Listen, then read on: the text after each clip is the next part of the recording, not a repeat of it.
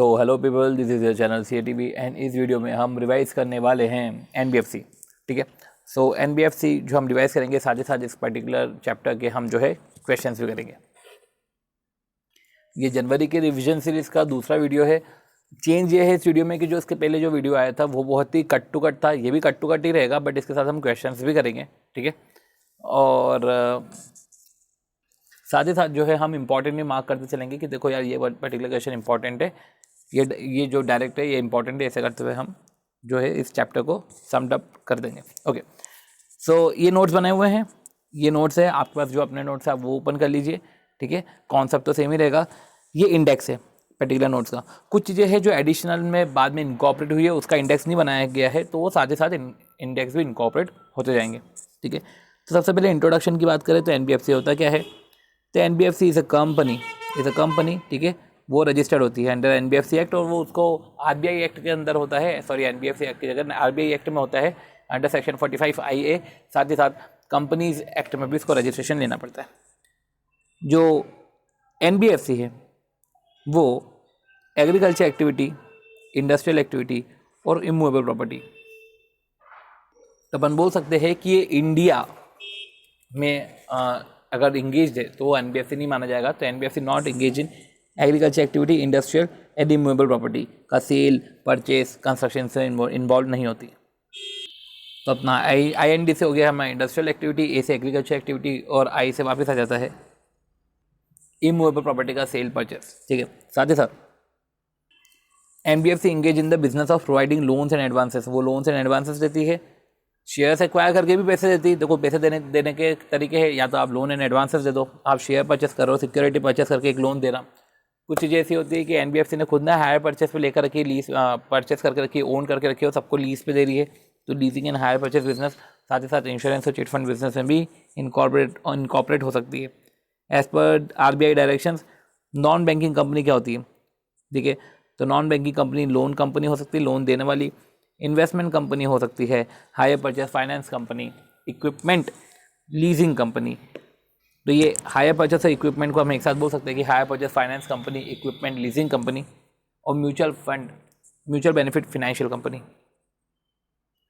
तो लोन देने वाली, इन्वेस्टमेंट करने वाली, हायर परचेस और लीजिंग, तो हायर परचेस फाइनेंस, ठीक है, hire purchase finance, leasing company और म्यूचुअल बेनिफिट फाइनेंशियल कंपनी। हमारा दूसरा पॉइंट आता है NBFC versus bank, NBFC versus bank. ठीक है, तो NBFC वर्सेस बैंक में डिफरेंस क्या है। NBFC एक्सेप्ट ही नहीं करती पब्लिक डिपॉजिट, बट हाँ NBFC की डिपॉजिट वाली NBFC भी है। तो NBFC जो है acceptance of, not acceptance of public deposit, maximum जो NBFC होती है वो not acceptance of public deposit, या हम बोल सकते हैं कि NBFC की एक ऐसी कैटेगरी भी है जहाँ पे वो पब्लिक डिपॉजिट एक्सेप्ट नहीं करती, बैंक तो करती है। Not participate in payment and settlement system, तो पेमेंट एंड सेटलमेंट सिस्टम में तो इनफैक्ट पार्टिसिपेट भी नहीं करती। साथ ही साथ issue cheque to customer, customer को चेक इशू भी नहीं करती। ठीक है, तो ये नॉट लिखा हुआ है, तो not participate in payment and settlement and not issue cheque to customer. In fact DICGC not insure NBFC deposit, जैसे बैंक के डिपॉजिट को जो है DICGC इंश्योर करता है, बट NBFC के डिपॉजिट को DICGC इंश्योर नहीं करता। ये हमको ध्यान रखना पड़ेगा। इस पर कोई क्वेश्चन नहीं है, ठीक है, बट फिर भी एक बार अंडरस्टैंडिंग में आ जाएगा। आती बात owned fund and net owned fund, own fund and net own fund. Own fund का मतलब क्या होता है, इतना पैसा NBFC इतना पैसा मैनेज कर रही है। ठीक है, तो owned fund and net own fund, तो ओन्ड में से कुछ माइनस करेंगे तो नेट ओन फंड आ जाएगा, ये तो हमको पता है, राइट। तो ओन्ड फंड में हमने क्या पढ़ा, paid up capital, paid up share capital, preference share capital, convertible preference share capital, free reserve, security premium, capital reserve. दो रिजर्व आते हैं, फ्री रिजर्व और कैपिटल रिजर्व, सिक्योरिटी प्रीमियम भी आता है, एक्सक्लूड कर दो। Revaluation reserve, accumulated losses, intangibles, deferred revenue. तो क्या है, रिवैल्यूएशन रिजर्व हमने माइनस किया, एक्यूमुलेटेड लॉसेस जो PNL का डेबिट है, इंटेंजिबल्स भी माइनस होते हैं बुक वैल्यू पे, और deferred revenue expenditure, capital loss, जैसे कैपिटल रिजर्व ऐड होता है वैसे ही कैपिटल लॉस भी जो है माइनस होता है। यह आया हमारा ओन्ड फंड। ओन फंड के बाद आया हमारा नेट ओन फंड। तो नेट ओन फंड का मतलब है ओन फंड में से हमको क्या माइनस करना। तो सबसे पहले अगर हम ओन फंड की बात करें तो प्रेफरेंस शेयर इसमें कन्वर्टिबल है, ठीक है, और इसमें इंटेंजिबल एसेट की बुक वैल्यू है, ये हमको थोड़ा सा ध्यान रखना पड़ेगा। और कैपिटल रिजर्व और हमारा जो है नॉर्मल फ्री रिजर्व वो तो आएगा ही आएगा, राइट। शेयर प्रीमियम ये सब। नेट ओन फंड का मतलब क्या है? नेट ओन फंड का मतलब है ओन्ड फंड में से एक्सक्लूड कर दो। क्या एक्सक्लूड करना? इन्वेस्टमेंट इन ग्रुप में इन्वेस्टमेंट कर रहा हूँ ग्रुप में, ठीक है। इन्वेस्टमेंट इन ग्रुप कैसे इन्वेस्टमेंट करो? डिबेंचर या बॉन्ड परचेस करके, या इस तरीके से इन्वेस्टमेंट है, या तो लोन से दे दो सब्सिडियरी को, या तो डिपॉजिट विद सब्सिडियरी और ग्रुप, ठीक है। तो आपने इन्वेस्टमेंट करा ग्रुप में लोन डिबेंचर और बॉन्ड से, या तो आपने लोन दे दिया या तो आपने डिपॉजिट्स कर दिए। Investment in equity of group company पर भी लिमिट लगेगी। ओके, ये इन्वेस्टमेंट इन इक्विटी भी कवर है, तो ग्रुप कंपनी, ये सब ग्रुप कंपनी की बात कर रहे हैं कि अगर आप इन्वेस्टमेंट कर रहे हो कंपनी में डिबेंचर परचेस करके या शेयर एक्वायर करके, जो भी है, इन्वेस्टमेंट इन इक्विटी भी हो सकता है, ठीक है, या आप लोन दे रहे हो या आप डिपॉजिट कर रहे हो ग्रुप कंपनीज में, तो excess portion of 10% owned fund will be excluded. मतलब कि excess portion of 10% owned fund, जो भी ओन्ड फंड है, ठीक है, तो 10% तक तो ठीक है, पर 10% के ऊपर पे जो है एक्सेस जो है excess portion over 10% own fund वो हमारा एक्सक्लूड हो जाएगा। सी, अब हमने समझा ये ओन फंड की डेफिनेशन समझना जरूरी है क्योंकि इस पे क्वेश्चन है। ओके, फिर आती है बात revise regulatory framework. Okay, 1 second, revise regulatory framework. हाँ, ओके, रिवाइज रेगुलेटरी फ्रेमवर्क में सबसे पहले NOF आता है, नेट ओन फंड। तो बोलते हैं नेट ओन फंड तुम्हारा NBFC में 200 लाख तो होना ही होना, ठीक है। डिपॉजिट एक्सेप्टेंस, अभी डिपॉजिट सिग्निफिकेंस में अपन ने पढ़ा था कि यार डिपॉजिट तो एक्सेप्ट करती ही नहीं NBFC, बट हाँ कुछ NBFC डिपॉजिट भी एक्सेप्ट करती है, जैसे कि हमारी असेट फाइनेंस कंपनी। तो अब डिपॉजिट कंपनी है जो, इन्हें प्रूडेंशियल रेगुलेशन और कैपिटल एडिक्वेसी रेशियो को तो कंप्लाई करना ही है, तो कंप्लाई प्रूडेंशियल रेगुलेशन साथ ही साथ मेंटेन कैपिटल एडिक्वेसी रेशियो। अब ये एक्सेप्ट कर सकती है डिपॉजिट, कितना एक्सेप्ट कर सकती है? 1.5 times of net own fund और 10 crore which is up to, ठीक है, ये विच इज लोअर, बस इतना फंड जो है उतना एक्सेप्ट या रिमूव कर सकती है। 1.5 crore of net, 1.5% of 1.5 times, 1 second, 1.5 times of net own fund और 10 करोड़ विच इज लोअर, इतना आप जो है डिपॉजिट ले सकते हैं। Okay, systemic significance. Systemic significance क्या बोला है? NBFC को सिंपल सी बात है 2 ब्रॉड कैटेगरी में बांटा गया है। NBFC नॉन डिपॉजिट, एक तो होता है NBFC डिपॉजिट और नॉन डिपॉजिट। नॉन डिपॉजिट में सिस्टमिक सिग्निफिकेंस, सिस्टमिक इंपॉर्टेंट, और एक है non deposit non systemic important. तो ठीक है, जो सिस्टमिक इंपॉर्टेंट है उधर ऐसा ही लिख देंगे, अदरवाइज ऐसा ही नहीं लिखेंगे, ठीक है। अब सिस्टमिक इंपॉर्टेंट है तो इधर जो है नेटवर्थ 500 करोड़ या उससे ज़्यादा की होनी चाहिए, और अगर जो है 500 करोड़ के कम है तो ये सिस्टमिक इंपॉर्टेंट नहीं है। बोला ये गया है कि अगर NBFC part of corporate group, एक NBFC जो है एक कॉर्पोरेट ग्रुप का पार्ट है, और या तो कॉर्पोरेट ग्रुप का पार्ट है या तो कॉमन सेट ऑफ प्रमोटर है, ठीक है, एक कॉर्पोरेट ग्रुप का पार्ट है या कॉमन सेट ऑफ प्रमोटर है, तो ऐसे केस में जो अबव लिमिट होती है, above limit will be seen as aggregated with deposit taking NBFC। Okay, above limit को फिर एग्रीगेटेडली देखा जाएगा अगर आप ग्रुप का पार्ट हो या आपके कॉमन सेट ऑफ प्रमोटर है तो आपको एग्रीगेट ये देखना पड़ेगा। ओके, आती बात फिर प्रूडेंशियल नॉर्म्स की, जो लिखा हुआ है prudential norms and regulation, right, prudential norms and regulation. तो हमने क्या पढ़ा अभी तक? इंट्रोडक्शन हमने पढ़ लिया, हमने NBFC वर्सेस बैंक देख लिया, डिफरेंस देख लिया, owned fund and net owned fund की हमने जो है कैलकुलेशन समझ ली, जिसमें कौन से रिजर्व आएंगे कौन से रिजर्व नहीं आएंगे, इंटेंजिबल एसेट बुक वैल्यू पे आएगी। साथ ही साथ रिवाइज रेगुलेटरी फ्रेमवर्क है, रिवाइज रेगुलेटरी फ्रेमवर्क में हमने नेट ओन्ड फंड समझ लिया कि वो 200 करोड़ या उससे ज़्यादा, 200 लाख या उससे ज़्यादा है, 200 करोड़ की जगह। फिर हमने डिपॉजिट सिग्निफिकेंस पढ़ लिया, हमने सिस्टमिक सिग्निफिकेंस पढ़ लिया।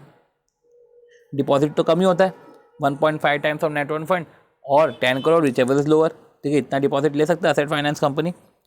सिस्टमिक सिग्निफिकेंस हमने समझा कि सिस्टमिक कब माना जाएगा। साथ ही साथ मल्टीपल NBFC हमने समझा कि मल्टीपल NBFC है तो हमको पूरे ग्रुप का देखना पड़ेगा। साथ ही साथ अब हम पढ़ेंगे प्रूडेंशियल नॉर्म्स एंड रेगुलेशन। अब 2 category of NBFC non deposit are there. देखो 2 category of NBFC non deposit are there, as we have discussed above, हमने ऊपर क्या डिस्कस करा कि नॉन डिपॉजिट में दो है, एक तो systemically important and non systemically important. If NBFC NBFC non deposit अगर सिस्टमिकली इंपॉर्टेंट है तो उसे तो भले पब्लिक फंड एक्सेस्ड और नॉट, देखो डिपॉजिट्स मतलब हम पब्लिक फंड हम एक्सेस ले रहे हैं, भले हम ले नहीं ले नॉन डिपॉजिट है ना, बट फिर भी उन्हें जो है प्रूडेंशियल गाइडलाइंस और रेगुलेशन फॉलो करनी चाहिए। बट जब एनबीएफसी नॉन डिपॉजिट की बात आ रही है, नॉन डिपॉजिट मतलब कि इधर फिर नॉन सिस्टमिकली इंपॉर्टेंट की बात कर रहे हैं, तो वो तो एग्जेम्प्टेड है, उनको CRAR भी मेंशन करने की जरूरत नहीं है, CRAR भी बनाने की जरूरत नहीं है, साथ ही साथ क्रेडिट कॉन्सेंट्रेशन के कुछ नॉर्म्स होते हैं, वो नॉर्म्स उनको फुलफिल करने की जरूरत नहीं है। अब ये है एक और कि फॉर ऑल एनबीएफसी, अब ये तो सारे एनबीएफसी के लिए है कि लेवरेज रेशियो इज़ 7, तो लेवरेज रेशियो 7 आना चाहिए। क्या बोला है, total outstanding liability, total outside liability divide by owned fund, net own fund की बात करें डिवाइड बाय ओन फंड, ये लेवरेज रेशियो 7 होना चाहिए। तो लेवरेज रेशियो कम से कम 7 होना चाहिए। 1 second, there is a need of some changes. ये जो लेवरेज रेशियो है, लेवरेज रेशियो जो 7 है, ये 7 जो है वो एनबीएफसी एनडी के लिए है, मींस एनबीएफसी नॉन डिपॉजिट के लिए है, ठीक है। तो लेवरेज रेशियो है 7, total outside liability divide by own fund, ठीक है। चलो अब हम कंटिन्यू करते हैं। प्रूडेंशियल रेगुलेशन जो हमको एनबीएफसी एनडी जो है सिस्टमिकली इंपॉर्टेंट को फॉलो करना है। ओके, सो अब हम जो है प्रूडेंशियल रेगुलेशंस पढ़ने वाले हैं, राइट। तो प्रूडेंशियल रेगुलेशंस पढ़ेंगे तो उसमें टायर 1 कैपिटल, देखो 2 कैपिटल होते हैं, tyre 1 capital and tyre 2 capital. But इसके पहले हम समझे तो प्रूडेंशियल रेगुलेशन में सबसे पहले हमें कैपिटल रिस्क एडिक्वेसी रेशियो वो 15% होना। कैपिटल रिस्क एडिक्वेसी रेशियो मतलब कि capital employed divide by risk weighted asset, वो 15% होना। कैपिटल इसका मतलब है कैपिटल एम्प्लॉयड जो है कितने रिस्क पे लगी है, 1% रिस्क पे कितनी कैपिटल एम्प्लॉयड लगी है, इस तरीके से हम इसको डिकोड कर सकते हैं। Minimum CRAR 15% minimum CRAR। Consequently tyre 1 capital, साथ ही साथ tyre 1 capital can not be less than 10%, वो 10% तो होना ही नहीं चाहिए, ठीक है। 10 can not be less than 10%, मतलब 2 लिमिट है। कैपिटल रिस्क एडिक्वेसी रेशियो वो 15% होना चाहिए और टायर 1 कैपिटल जो है वो 10% होना चाहिए। अभी टायर 1 टायर 2 की पिक्चर क्यों आती है अभी हम समझेंगे, क्योंकि इसमें कैपिटल एम्प्लॉयड में जो है कैपिटल एम्प्लॉयड में टायर 1 कैपिटल भी आएगा और टायर 2 कैपिटल भी आएगा, राइट। तो टायर 1 कैपिटल है हमारा कोर कैपिटल, राइट, और टायर 2 कैपिटल रहेगा वो रहेगा हमारा सबऑर्डिनेट कैपिटल। जो आती है बात कोर कैपिटल की, तो क्या बोल के रखा है कोर कैपिटल में, core capital is nothing but a net own fund, ये तो नेट ओन फंड ही है। कैसे कैलकुलेट करते हैं कोर कैपिटल, ओन्ड फंड जो हमने निकाल कर रखा है, ओन फंड में तो हमको पता है कि प्रेफरेंस शेयर हमको कन्वर्टिबल लेने हैं, इन्वर्टिबल जो इंटेंजिबल एसेट हमको जो बुक वैल्यू पे लेनी है, साथ ही साथ deferred revenue expenditure capital losses भी लेने हैं, जो लेंगे वो फ्री रिजर्व जो है सिक्योरिटी प्रीमियम है इसको ऐड करेंगे, साथ ही साथ हम कैपिटल रिजर्व को भी ऐड करेंगे। तो ओन फंड तो है ही है। Investment in other NBFC shares वो माइनस होगा, इन्वेस्टमेंट इन अदर एनबीएफसी और इन्वेस्टमेंट इन सिक्योरिटी क्या माइनस होगा इसमें, टायर 1 कैपिटल जब हम कैलकुलेट करें तो ओन फंड तो है ही है, इन्वेस्टमेंट इन अदर एनबीएफसी, तो अदर एनबीएफसी शेयर्स में जो हम इन्वेस्टमेंट कर रहे हैं, तो इन्वेस्टमेंट इन अदर एनबीएफसी मतलब सिंपल से बात है इन्वेस्टमेंट इन ग्रुप, तो investment in other NBFC shares. तो ओन फंड में से हमने क्या माइनस किया है, हमने माइनस किया है investment in other NBFC shares, हमने अदर एनबीएफसी के में जो भी शेयर्स है, ठीक है, उधर इन्वेस्टमेंट जो करा है वो माइनस होगा। साथ ही साथ इन्वेस्टमेंट इन सिक्योरिटी, तो एनबीएफसी दूसरी एनबीएफसी के शेयर्स और मेरी जो सब्सिडियरी और ग्रुप कंपनी है ना उसमें तो मैं कुछ भी परचेस करूँ, ठीक है। इन्वेस्टमेंट इन security, hire purchase, lease, deposit, ये सब माइनस होगा। तो ये जो है इन्वेस्टमेंट इन सिक्योरिटी, हायर परचेस, लीज और डिपॉजिट विथ सब्सिडियरी कंपनी और ग्रुप कंपनी, तो ठीक है। हम अगर शेयर्स में इन्वेस्टमेंट कर रहे हैं तो अदर एनबीएफसी के साथ साथ हम जो है हमारे ग्रुप कंपनी सब्सिडियरीज को भी लेंगे, और जब सिक्योरिटीज़ की बात आती है तो सिक्योरिटी में शेयर भी कवर है, ठीक है, पर मैंने शेयर को इधर ही स्पेसिफिकली बोल दिया। तो जो दूसरी चीज़ें हैं, ठीक है, वो सिर्फ सब्सिडियरी एंड ग्रुप कंपनीज की इन्वेस्टमेंट आप कर रहे हो सब्सिडियरी में, ग्रुप कंपनीज में, hire purchase lease made to subsidiary और ग्रुप कंपनी, या डिपॉजिट विथ सब्सिडियरी और ग्रुप कंपनी, ये सब चीज़ें हैं। अब क्या बोला, ये हमारा टायर 1 कैपिटल निकल गया, वो भी एक्सीडिंग 10% ऑफ ओन्ड फंड, ठीक है, उतना माइनस होगा, एक्सीडिंग 10% ऑफ ओन्ड फंड। तो अब ये जो है पर्टिकुलर चीज़, इसका 10%, ये 10% होना चाहिए। ये टायर 1 कैपिटल हमने निकाला, जिसमें हमने ओन फंड में से ये सब डिडक्ट किया, और डिडक्ट भी वही होगा जो 10% के ऊपर वाला होगा, वो डिडक्ट किया। दूसरी कैपिटल आती है हमारी टायर 2 सबऑर्डिनेट कैपिटल। तो सबऑर्डिनेट कैपिटल में क्या है, preference share other than compulsory convertible. जो कन्वर्टिबल है वो कन्वर्टिबल तो हमारे ओन्ड फंड में आ ही जाएंगे, प्रेफरेंस शेयर जो ओन फंड में कन्वर्टिबल आ जाएंगे preference share. Other than convertible जो है, other than convertible compulsory convertible जो है वो इधर आएंगे। बाकी जो रिवैल्यूएशन रिजर्व है वो उसका 45% आएगा, मतलब डिस्काउंट रेट 55%, रिवैल्यूएशन रिजर्व 45% आएगा। जनरल प्रोविजन लॉस रिजर्व, जिस हद तक ये एट्रीब्यूटेबल नहीं है, मतलब ये फ्री है, जनरल रिजर्व या लॉस रिजर्व, जनरल प्रोविजन या लॉस रिजर्व, जिस हद तक ये एट्रीब्यूटेबल नहीं है to loss in specific asset. Okay, so general provision loss reserve, जिस हद तक ये एट्रीब्यूटेबल नहीं है, to the extent this were not attributable, मतलब ये फ्री की बात कर रहे हैं, ये एट्रीब्यूटेबल नहीं है टू द लॉस और diminishing in value of specific asset. तो जिस हद तक ये एट्रीब्यूटेबल नहीं है, ठीक है, तो जैसे कि लॉस इन स्पेसिफिक एसेट होता है तो वो जो प्रोविजन है इसमें एट्रीब्यूट हो जाता है, क्या चलो ठीक है ये लॉस है, इसकी भरपाई ये करेगा, तो वो वाले प्रोविजन की बात नहीं कर रहे, क्योंकि वो तो एट्रीब्यूटेबल है ना। To the extent these are not attributable plus they are available to meet unexpected losses. जिस हद तक ये एट्रीब्यूटेबल नहीं है, मतलब ये जिस हद तक ये एट्रीब्यूटेबल नहीं है, plus they are available to meet the unexpected losses, ये अवेलेबल है to meet the unexpected losses to the extent of 1.25% of risk weighted asset. अब रिस्क वेटेड एसेट क्या होता है, वो रिस्क वेटेड एसेट हम समझेंगे, क्योंकि capital employed divide by risk weighted asset है, कैपिटल रिस्क एडवोकेसी रेशियो है, ठीक है, या capital risk to asset ratio हम बोल सकते हैं। साथ ही साथ जो है हमने क्या समझा, प्रेफरेंस शेयर समझ लिया हमने, रिवैल्यूएशन रिजर्व 45% है, general reserve and loss reserve के बारे में बात करा, hybrid dept capital instrument and subordinate dept and discount, subordinate dept at discount provided.